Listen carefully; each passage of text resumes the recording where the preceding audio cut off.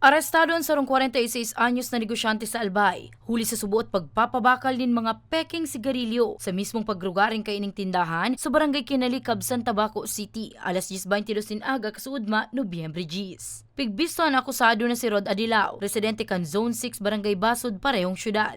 Nakumpiskar sa iya ang total na 16 na kahon nin peking sigarilyo asin sarong pidasong 500 peso bill na ginamit sa operasyon. Sigun kay Police Master Sergeant Larry Allende, ang tagapagtaram kan Philippine National Police Maritime Group, Regional Maritime Unit 5, haloy na nindang pigmamanmanan ang hiro kan sospek, huli sa illegal kaining gibo. Iyo ang claim niya, ma'am.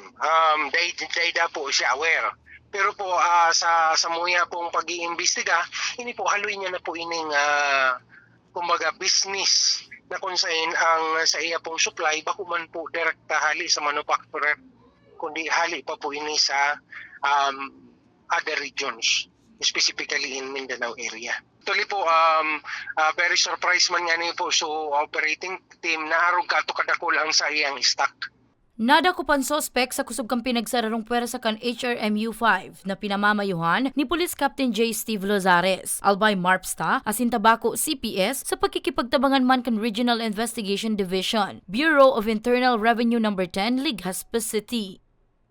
Po sa satuyang mga businessman, ini pong kasaradayan na maging mapagmatsyag po kita sa mga pinagbabakal kang supply, lalong-lalo na po ining mga sigarilyong ini na kung dahil taman po sigurado kung sa siya hali, dahil po kita basta-basta magbenta kasi dahil po sa pinakusog na kampanya, manungod po kani sa illegal na sigarilyo na nagkakalat sa ibang regions.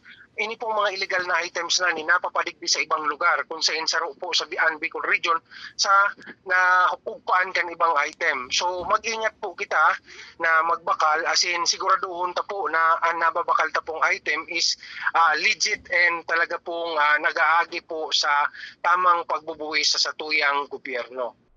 Mientras tanto, nahahampang ang sospek sa kasong pagbalgar sa Sections 254 asin 263 kan Republic Act 8424 asin pagbalgar sa Section 7 asin 8 kan RA 10643. Para sa mga baretang Tatak Bicol, Danica Garcia.